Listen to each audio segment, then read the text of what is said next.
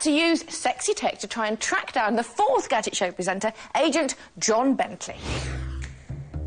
I'd taken a little jaunt to a mystery city without telling Susie and Otis where I'd gone. For all they knew, I could have been anywhere in the world. It would be their job to try and track me down and catch me using gadgets and tech. So, as I set about preparing a few clues to send them later, they began the hunt. To track John down, I was only allowed to use gadgetry available to all of us. Whereas I'd have access to the tech used by the professionals. To begin with, like all good investigators, our best hope was to build a profile of John and see what we discovered.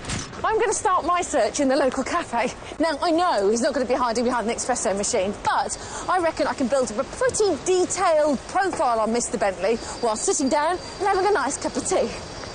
I'm talking about using the internet. The internet can be a dangerous place to leave your details. 1 in 8 web users have been a victim of online fraud, and nearly £3 billion were lost last year alone. Scary stuff. OK, so to help build this profile on John, I'm going to let him do all the work. Well, I say him do all the work's already been done. OK, this is the laptop that John uses when he's here in the Gadget Show offices. He's not here, so I'm sure he won't mind me, borrowing it. I decided to take it to a digital forensics analyst. When the police sees a computer, they bring it to these guys to prize out digital evidence.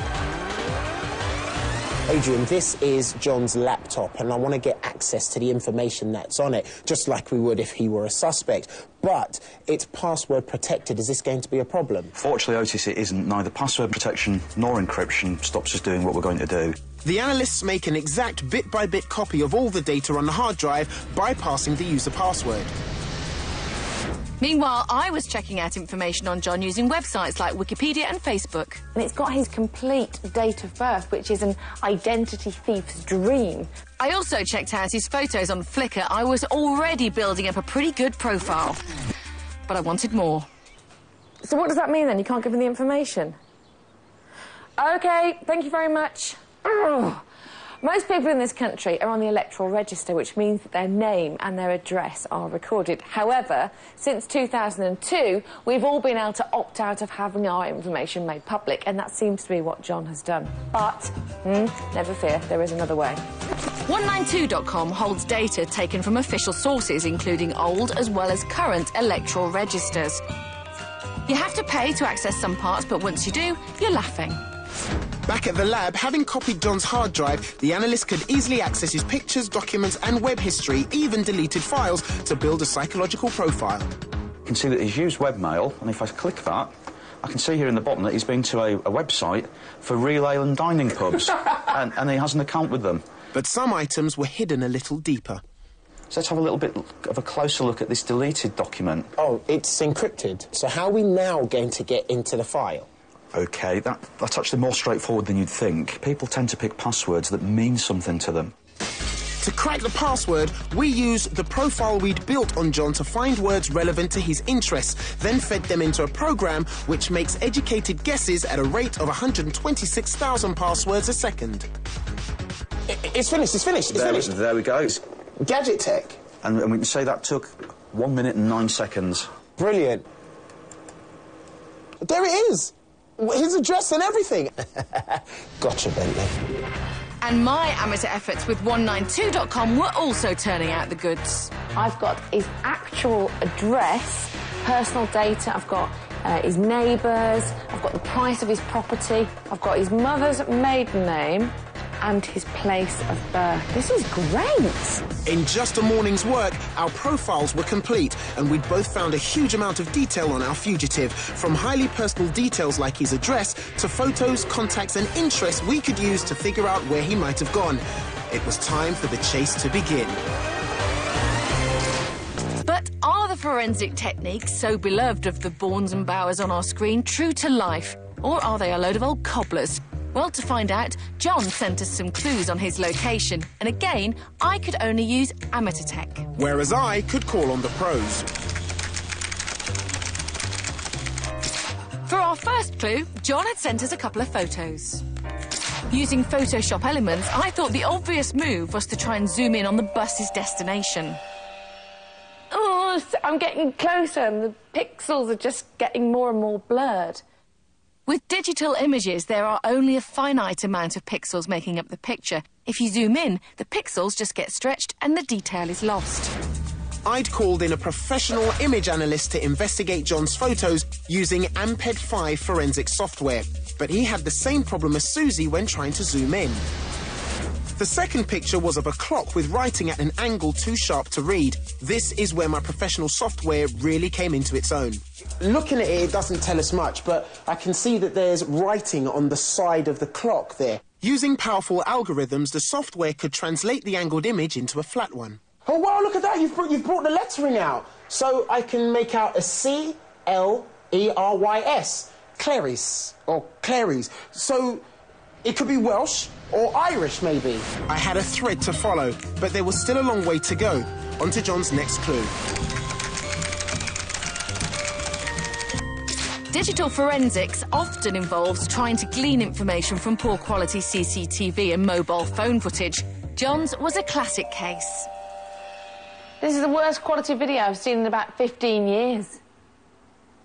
What do those signs say? It's so fuzzy. I need to make the quality better. Using Adobe Premiere editing software, I could sharpen the video to enhance the edges in each frame. This works by finding the pixels with the greatest contrast, then lightening the lighter ones and darkening the darker ones. I can just make out something looks like the word bar. Temple Bar here, and that one there, that top left, looks like Hall of Fame. Meanwhile, I had the help of some professional software called iKenna, which cleans up video in a totally different way. To enhance each frame, it analyzes the neighbouring frames to reconstruct the original frame with more detail. We've treated the footage we've got here. That's the image before treatment. This is the footage afterwards. And as you can see, obviously, John has been whited out a lot more, but there's a lot more detail here in the signs. And I think I can make out Temple Bar. Now, I know for a fact that that is in Dublin. So that says Grafton Street. That definitely says Hall of Fame. So all I have to do now is verify my findings. Thank you very much. Now we were getting somewhere. I had a couple of street names to go on. And I was now pretty sure that those streets were in Dublin, but we still had to verify John's position. I hightailed it to Surrey Satellite Technology to find out. OK, Joost and Paul, we have a fair idea where John is. We really want to know exactly where he is and what he's up to. Can we zoom in on his location and get total detail? No. The problem is, satellites like this orbit the Earth at a speed of almost 17,000 miles an hour, passing any single point faster than you can blink. They can zoom in and take a still picture as they pass, but a clear video feed at that speed and distance is impossible. And those satellites which take still images can't show number plates and faces like they do in Hollywood. The best resolution right now is about 0.5 meter per pixel. Satellites may not have been able to film John walking around, but they could tell me his position thanks to GPS. I thought I'd try Google Latitude, a service where you sign up to let your friends see your location via your phone's GPS. I knew that John had Latitude because we both signed up for it for a Gadget Show challenge last year. So if he's left it on, John he's left it on! He's in Dublin. He's in Ireland. Wow. The only problem is that you can also manually set your location on Latitude, and I needed to check that this wasn't a red herring. Bing Maps don't just use satellite images, they also have bird's eye views taken from planes, which gives a higher resolution and allows you to look at buildings from any direction. And I'd noticed in John's photo clue a very big distinctive landmark that should show up on Bing. The spiky thing that was in the picture, look, that means John's actually there. Thanks to my professional forensics team, I knew John's location to within a few streets in Dublin. Now I just had to lay my hands on him. And my amateur efforts have been even more successful. I not only had John's exact street, but I even knew where he was on it. And I know exactly where he is. My car's over there. Goodbye. You know it exactly? Well, I'm not that worried because I've got these guys to help me. So, all right, fellas, let's go. I was still using professional help. This time, I'd hired 2 highly experienced private investigators. I quickly briefed them with my psychological profile of John. Okay, fellas, this is a picture of the guy I want us to track down. Okay, he's in the Grafton Street Temple Bar area. What I want us to do is split up. I'll place you two in strategic areas within the Dublin city centre. As soon as you spot him, let me know, keep an eye on him, and then when I catch up to you, hopefully we'll nab him before Susie does. Right, once in the city, I got my men kitted up. We're going to be on foot, so we have to be as discreet as possible. Walkie-talkie watches. These watches claim a range of 3 miles, and I was confident that was sufficient to cover the area we knew John was in. And to save you having to talk into it like that, I've got an earpiece, yeah? I also handed out some Leica Ultravid HD binoculars, which have an 8 times magnification and are compact enough to hopefully not draw attention. Now to split up. Let's nail him. Let's get him nice and quick. Then we headed towards our positions to wait for a glimpse of John.